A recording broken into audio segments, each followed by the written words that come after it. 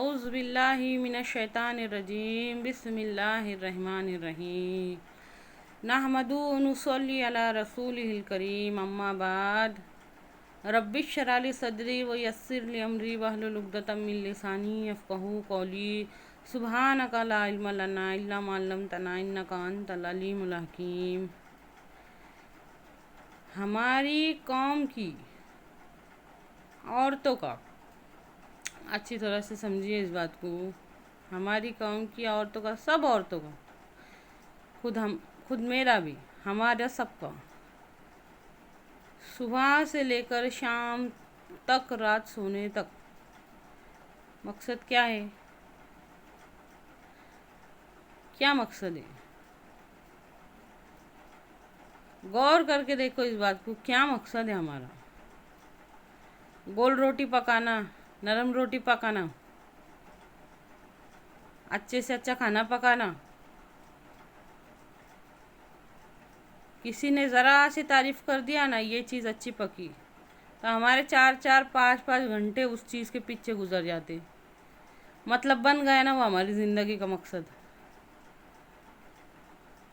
یہ غلط نہیں ہے، بات کو اچھی طرح سے سمجھو، یہ بھی بہت ضروری ہے۔ عورت کی زندگی کا سب سے پہلی ذمہ داری گھر ہے، اس کا گھر، اس کے بچے، یہ غلط نہیں ہے۔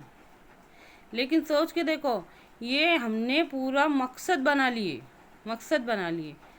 اس کے پیچھے 4 گھنٹے لگ رہے، 5 گھنٹے لگ رہے، دن بھر دماغ میں وہ یہ اچھا بنانے کا، وہ اچھا بنانے کا، یہ اچھا بنانے کا، بس کس نے بول ڈالنا یہ بریانی بہت اچھی بنی تھی، تو پھر بریانی کے پیچھے کئی گھنٹوں ہم گزار دیتے ہیں، ہے نا؟ ہماری قوم کے مردوں کا کیا مقصد ہے؟ پیسہ کمانا، پیسہ کمانے کی مشین، صرف اور صرف پیسہ کمانے کی مشین۔ میرا ایک سوال ہے، اس پہ غور کرو، اچھی طرح سے غور کرو اس پہ۔ الذی خلق الموت والحیات لیبلوکم ایکم احسن عملا، قرآن پاک میں اللہ تعالیٰ ارشاد فرماتے ہیں سورہ ملک میں، ہم ہی نے موت اور زندگی بنائی تاکہ تم کو آزمائے کہ کون کس سے بہتر عمل کر کے آتا ہے، کون کس سے بہتر عمل کر کے آتا ہے۔ یہ مقابلہ کس کے واسطے ہے؟ یہ مقابلہ کس کے واسطے ہے؟ عورتوں نے اپنی زندگی کا الگ مقصد بنا ڈالے، مردوں نے اپنی زندگی کا الگ مقصد بنا ڈالے، تو پھر یہ مقابلہ کس کے واسطے ہے؟ قرآن پاک میں اللہ تعالیٰ فرماتے ہیں کہ تم وہ خیر امت ہو جو پیدا کیے گئے ہو لوگوں کی بھلائی کے واسطے، تم نیکیوں کا حکم دیتے ہو اور برائیوں سے روکتے ہو، تو پھر یہ مقصد کس کے واسطے ہے؟ غور کر کے دیکھو اچھی طرح سے۔ بہت کچھ ہے سمجھنے والوں کے واسطے، اور کچھ بھی نہیں ہے نہیں سمجھنے والوں کے واسطے۔ یہ مقصد جو اللہ تعالیٰ قرآن پاک میں فرما رہے ہیں، یہ کس کے واسطے؟ یہودیوں کے واسطے ہے، عیسائیوں کے واسطے ہے، غیر مسلموں کے واسطے ہے، ایمان نہیں لانے والوں کے واسطے ہے۔ کس کے واسطے ہے؟ ایمان والوں کے واسطے ہے کہ ایمان نہیں لانے والوں کے واسطے؟ اچھی طرح سے سمجھیے اس بات کو، تھوڑا سا اپنے قیمتی وقت میں سے وقت نکال کے اس بات میں غور کیجیے کہ ہم کو بھیجا کس لیے گیا ہے۔ اگر میں یہ کہوں نا، بار بار یہ کہوں، زندگی کا مقصد، تو مقصد سمجھ میں نہیں آئے گا۔ بس صرف یہ سمجھو کہ پھر یہ مقصد کس کے واسطے ہے۔ اگر ہم اپنے آپ کو اس مقصد کے واسطے تیار نہیں کر رہے، تو پھر یہ جو فرما رہے اللہ تعالیٰ الذی خلق الموت والحیات لیبلوکم ایکم احسن عملا، یہ ہے کس کے واسطے؟ اللہ کے واسطے غور کرو۔ غزوہ تبوک کے موقع پر حضرت عمر رضی اللہ تعالیٰ عنہ، حضرت ابو بکر رضی اللہ تعالیٰ عنہ، حضرت عمر رضی اللہ عنہ، اب ہر بار ابو بکر رضی اللہ تعالیٰ عنہ میرے سے پہل کر جاتے، اس بار میں ان سے زیادہ دوں گا۔ یہ تھا مقابلے کو سمجھو۔ حالانکہ وہ دونوں ایک دوسرے کے دشمن نہیں تھے، نعوذ باللہ وہ دشمن نہیں تھے، پر نیکیوں میں سبقت لے جانے کے واسطے، نیکی کی طرف بڑھنے کے واسطے خواہش۔ مومن کا کام یہ ہے۔ آئی ایم مسلم کا کیا مطلب ہے؟ ہمارے اندر یہ چاہت پیدا کرو، اللہ کے واسطے ہمارے اندر یہ چاہت پیدا کرو، نیکیوں کی طرف دوڑنے کی، بھاگنے کی چاہت پیدا کرو۔ اچھی طرح سے سمجھیے اس بات کو۔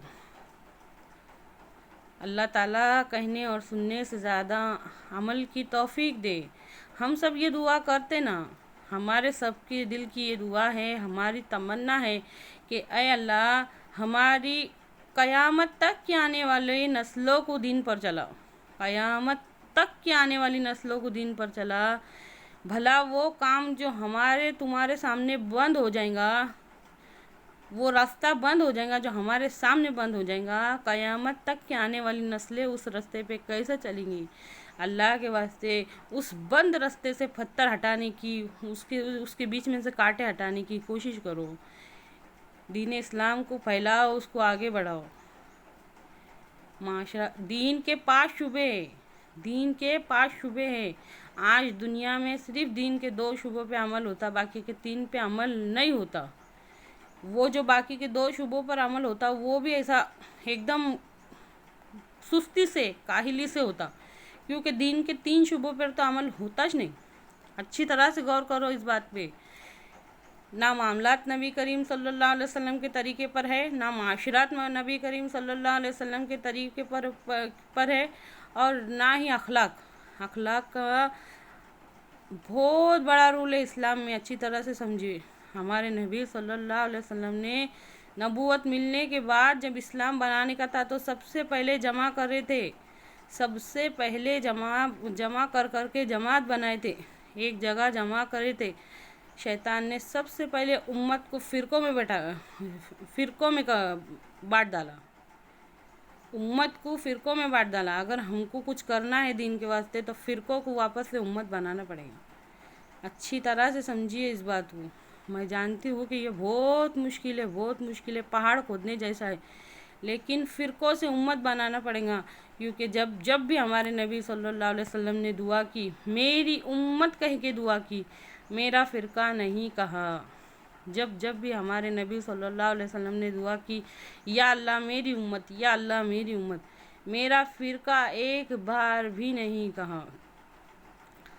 قرب قیامت، بڑے بڑے اسکالر علماء فرماتے ہیں کہ قرب قیامت امت ہے نا 72 فرقوں میں بٹیں گی، 72 فرقوں میں بٹیں گی، اور انشاءاللہ جنت میں وہ فرقہ جائیں گا جس کا کوئی فرقہ نہیں رہے گا۔